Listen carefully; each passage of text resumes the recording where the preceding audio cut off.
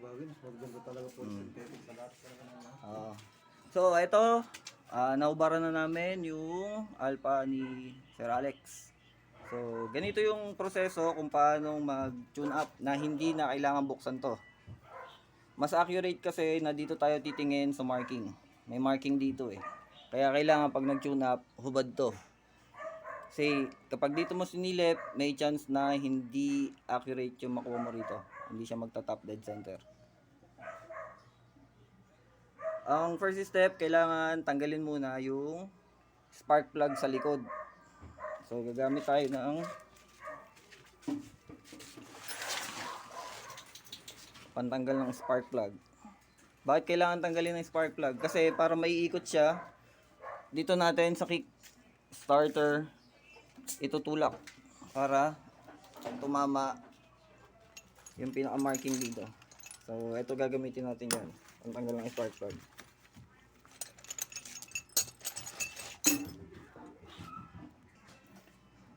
So ang gamit natin dyan ito 16mm pantanggal ng spark plug natin. Ito naman gamit namin na pwedeng magtanggal to kahit hindi tinatanggal yung flarings dito.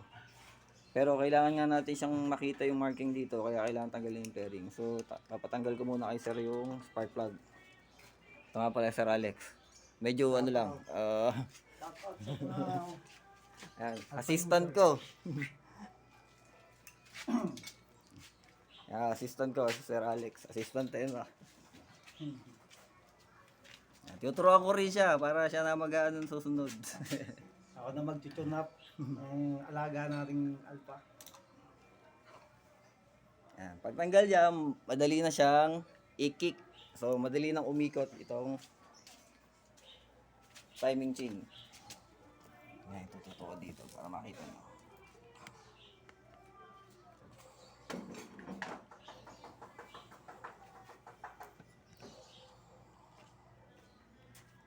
Yan.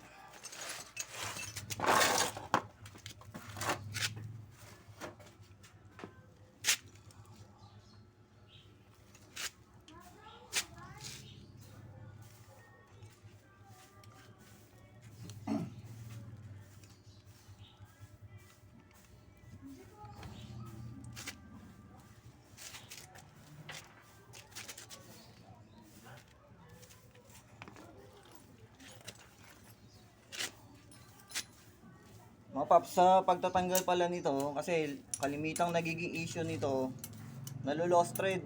Kailangan una malamig. Kapag pinihit nyo yan ng mainit, sigurado sasama na yung thread nyan.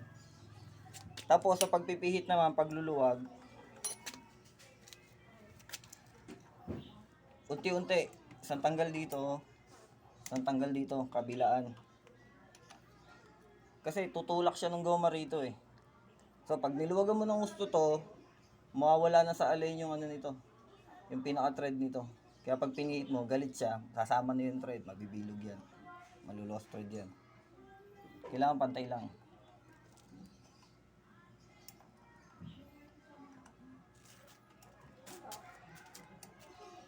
Sa nagtatanong kung ano yung sukat ng clearance ng bulb, ipapakita ko mamaya. Yan, kapag maluwag na siya, pwede nang pihitin.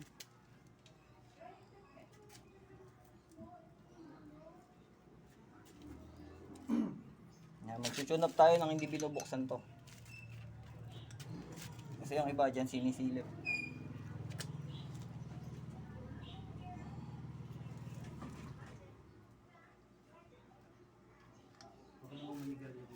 Oh, no sir, sige po.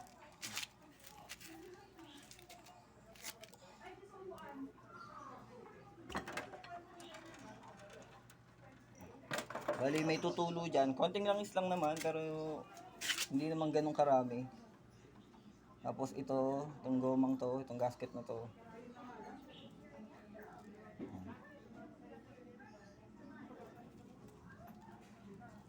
Pwede yung tanggalin, pwedeng hindi rin. Pero ako kalimitan, tanggal ko talaga yan. Tapos sisipain dito.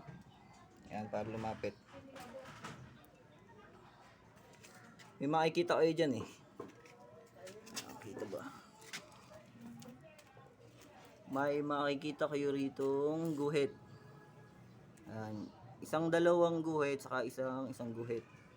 Malalaman nyo kung naka top dead center na yan, may makikita ka ritong parang butas. Teka, iikot ko.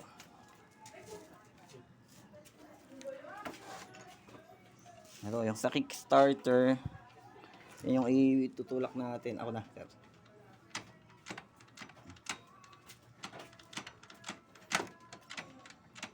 Yan, sir. Umikot na. Kita nyo to? Itong bilog na to, itong butas na to, itututok yan dito. Sa tornilyo rito. So, kung mapapansin nyo, yan, hindi pa siya nakatutok. So, hindi pa siya nakatop dead center. Iikot pa natin yan hanggang sumakto siya. Unti-unti lang, tulak lang paunti-unti.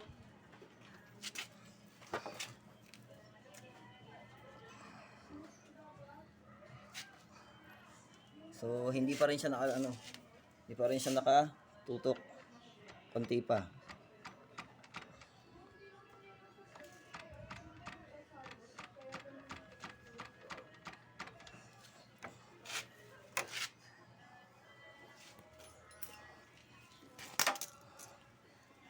Tapos kung mapapansin nyo,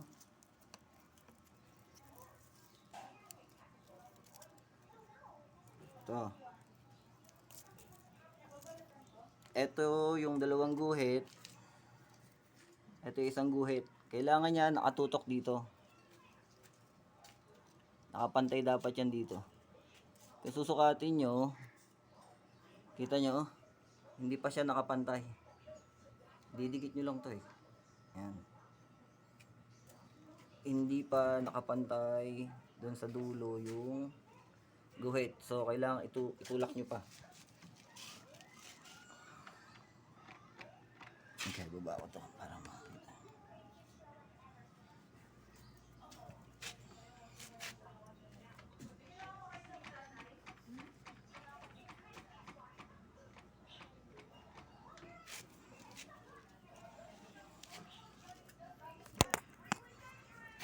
So, ayan, pantay na lahat yan. Pantay ito dito. Pantay ito dito, tapos itong guhit na to, ang isang guhit pantay dito sa baba.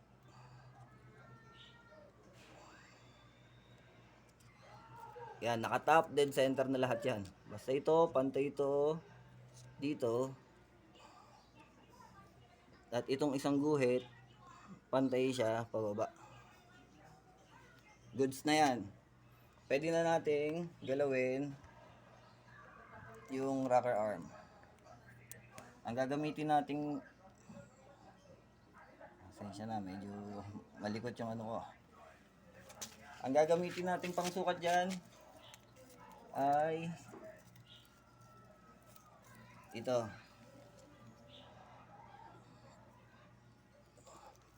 Ito yung size 0, filler gauge ang tawag dito, 0.10.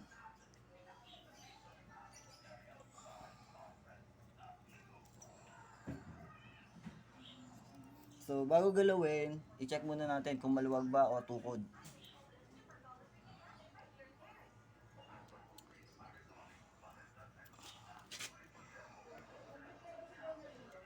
Yan, kung makikita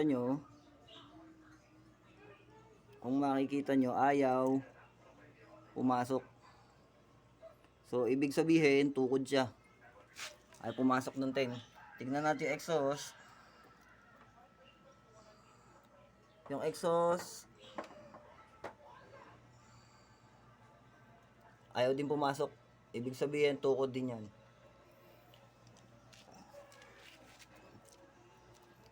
Para mas malinaw siguro hingi ko assistance ni Sir Sir Alex. Sir, makikitutok rito sa kabila para makita ng mga kaalpa natin habang ichinutunag ko.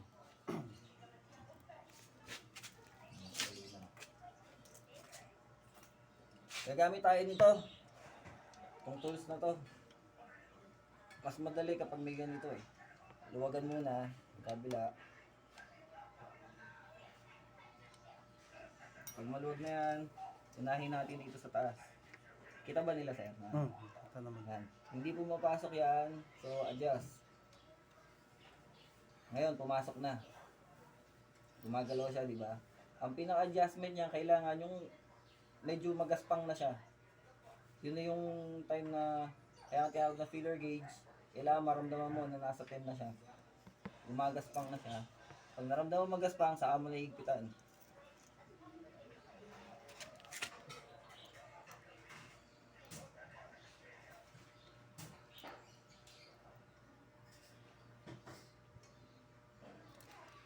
Saka mo siya higpitan. Ayan, kailangan lumulusot siya. Magaspang ang pakiramdam mo, tapos lumulusot siya hanggang loob. Ibig sabihin, yun na yung tamang sukat. Saka mo na siya pwedeng higpitan.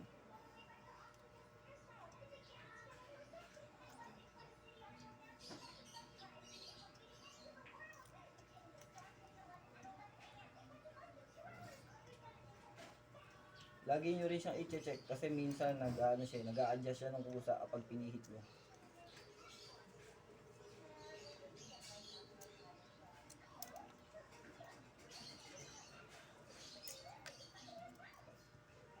Mga tulad niya, lumuwag siya. Adjust.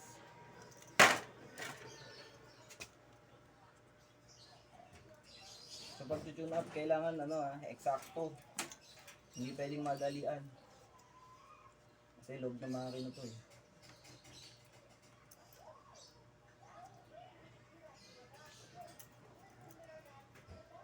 Huwag kayo magmamadali, hindi pwede na.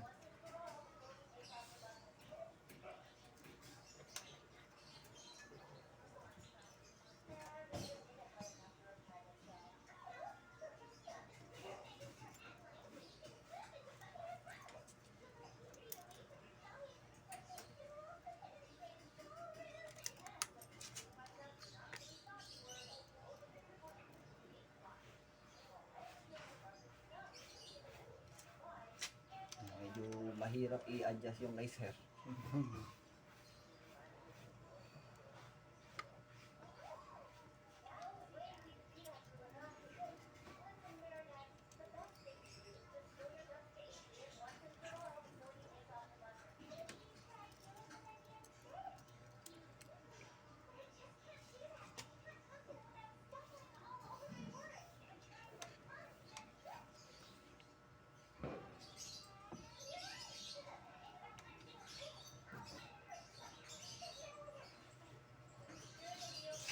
Tapos ang kabila naman.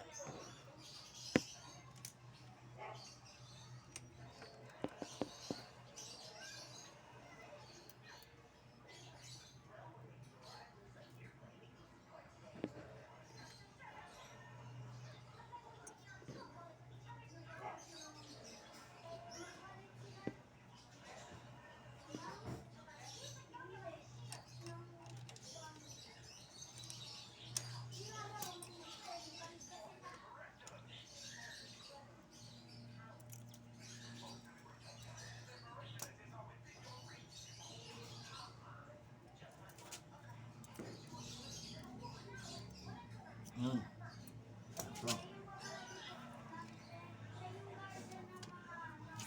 check ulit ito.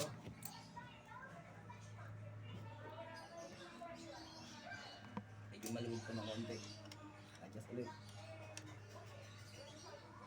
Yung pinakasikreto rito, huwag kayo magmamadali. Pag minadali nyo, sa mali mo uuwi yan sigurado.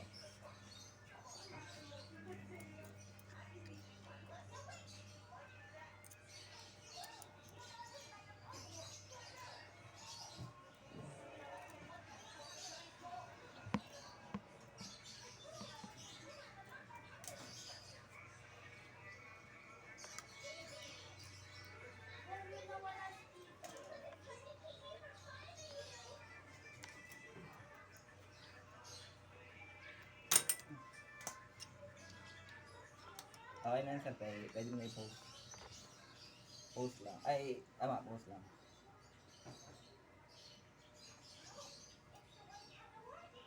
Itong pula, no, sir?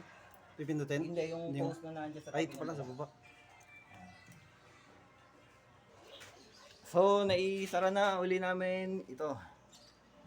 Yung pinaka-cup niya. So, si sir, babalik na uli yung spark plug niya para matesting natin kung magbabago ang performance ng motor niya. Kung magiging one click na ba siya. Kung mapapansin nyo, yung ano niya, oh, yung pinaka carburetor niya, pinalitan niya na to eh. Sir, anong carburetor to? Ano yan eh, Alcon. Ang ano niya, ang tatak niya. Pang wave ano din, wave 110 alpha. Same ng stock. Halos parehas nga rin sila oh. Parehas. Kumusta naman sir ang performance niyan? Okay naman siya sa akin nung unang kabit ko eh. Pero medyo tumatagal-tagal yun. Yun nga, nagkakaano na, Wala na vibrate problema. na. Oo. Pero ngayong pina-tune up mo na sa akin, pwede mo nang testingan sir. Moment of truth. Ang nag-post na. Mapapa-amazing.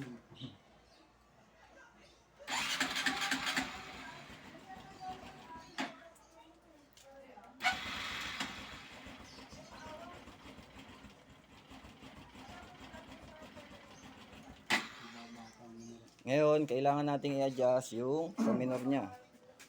Malamang ito sa timpla ng carburetor. Kung narinig nyo kanina, nung una okay yung carburetor niya, pero nung huli, medyo nagkaroon na rin ng problema. Ito yung tamang ito ang tamang pagtotono ng carburetor. Kailangan isara muna. As in, sarado talaga. Ang sara niyan, pakanan.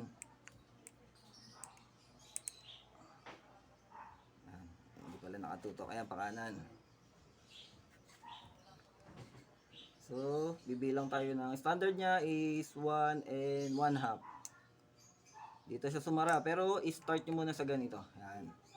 So, iikot na tayo ng half. 1 and 1/2. Yan yung standard niyan. So, start natin. Mababa ang minor. So, adjust natin ang minor. Tingnan natin kung magbabago. Yan, tumaas na ang minor niyan. Ngayon, papasubukan ko muna to kay sir kung okay sa kanya yung arangkada. Pag hindi okay, i-adjust uli natin yung timpla ng carburetor. So, babalik ako mamaya, ipapatesting ko muna kay sir to. So, lumabas na si sir. Tignan na lang natin kung ano yung magiging ngiti niya mamaya.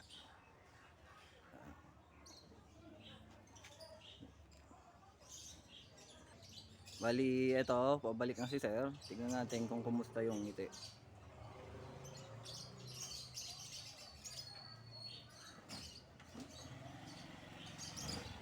Sir, may pinagkaiba sa kata kanina. Oo, nagbago siya. Lumakas-lakas na yung ano niya, yung hatak niya. Tapos gumaan na yung ano. Yung vibration sir, kumusta? Medyo okay na ano. Na-lessen yung vibration. Nalesa na siya. Tapos, naka-ano ba yan? Paki-neutral mo siya. Dito mararamdaman mo rin yan eh. Oh. Pag pinihit mo rito, ang gaan. Magaan na siyang pihitin. Konting ano lang, nagre-response na kasi. Hindi kagaya nung bago ko paano. Kasi nadidelay talaga ang throttle niya eh. Ngayon, pag inarangkada mo, tuloy-tuloy na siya. Oo. So, ipasok ulit natin yan sir. Tapos malaman natin kung yung issue kanina na hard starting na solution na natin.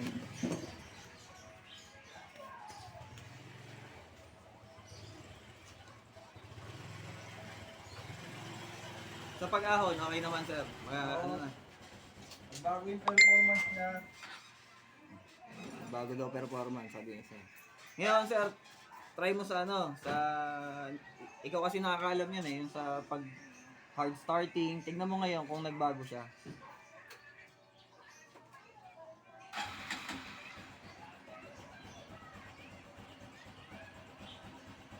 Patayin mo ulit sir. Sa sipa naman sir, pag sinipa. Kung hard starting pa rin. Gumaan ba sipain sir? Gumaan sila. Parang gandun ko yung kapit niya, nung ano, parang itong bago pa ayos, ano eh, parang gusto ko na siya. Wala siyang ano. Bali, ang isa pang concern kasi ni Sir, doon sa carburetor.